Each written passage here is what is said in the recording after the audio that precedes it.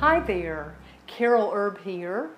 I'm an author, speaker, and marriage coach, and I help Christian women heal from broken trust in their marriage, fulfilling their underlying desire to be valued, secure, and fully loved. Today, I want to talk about a thought a woman has shortly after discovering that her husband has been unfaithful.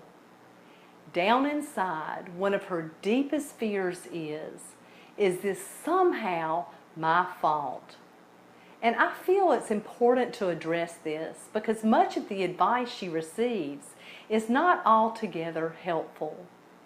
Depending on whether she speaks to family, friends, or someone in her Christian community, she is usually met with one of these types of questions. Were you doing your job as his wife? Were you meeting your husband's sexual needs? Could that be why he decided to go outside the marriage? Maybe you need to dress sexier. Have you been doing that? You look like you may have put on a few pounds. Could you try working out and lose some weight? Or is it possible for you to try to cook some of his favorite meals? Did you make sure the house was always tidy and the children were settled when he came home from work? Have you loved him unconditionally? Women will also hear this type of counsel from a variety of sources. Maybe you need to have more faith and really pray about this. Pray about your marriage. Pray for your husband.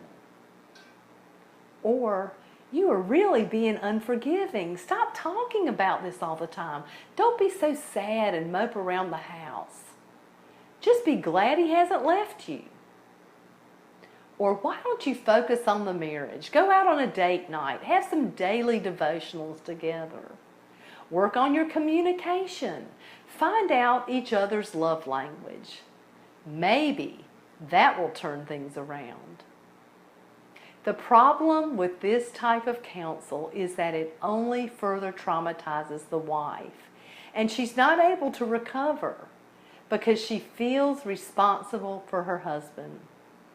She feels as though she's responsible for his recovery and for somehow stopping the infidelity or use of pornography.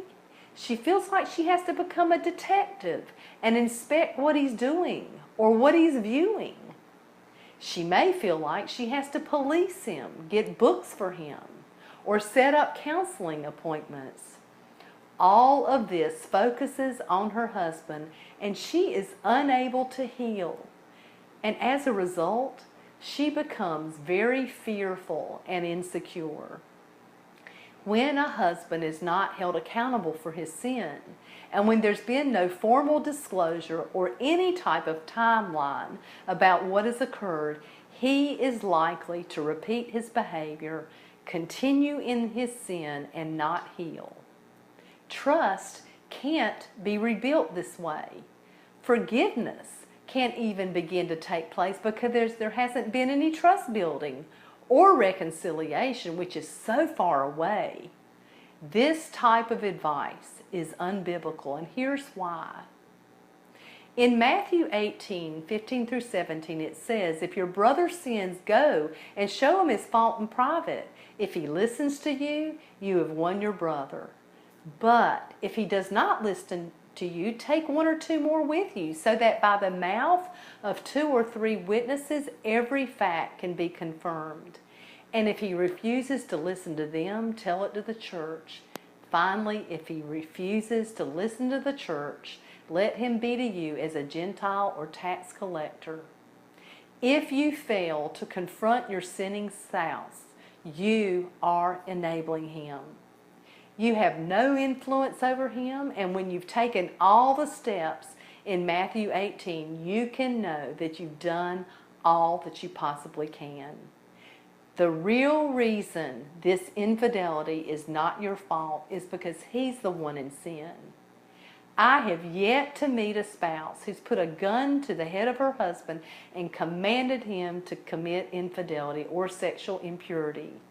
He is 100% fault. So to settle your heart, please know that God says there is no condemnation for those who are in Christ Jesus, and if you confess your sin, He's faithful and just to forgive you and cleanse you from all unrighteousness. That verse is for your sinning spouse. If you are the spouse who's been the recipient of sin, what you're feeling is false guilt. Please know that you do not need to fear, that God will see you through it. So if you would like to reach me, you can do so at hello@drcarolherb.com, or if you would like to speak with me, go to my website, drcarolherb.com, and schedule a time for us to meet. All these steps are needed to address this problem, and I am available and would love to support you. I hope today's talk has been helpful. Hangeth thou in there, and I'm sending you God's grace and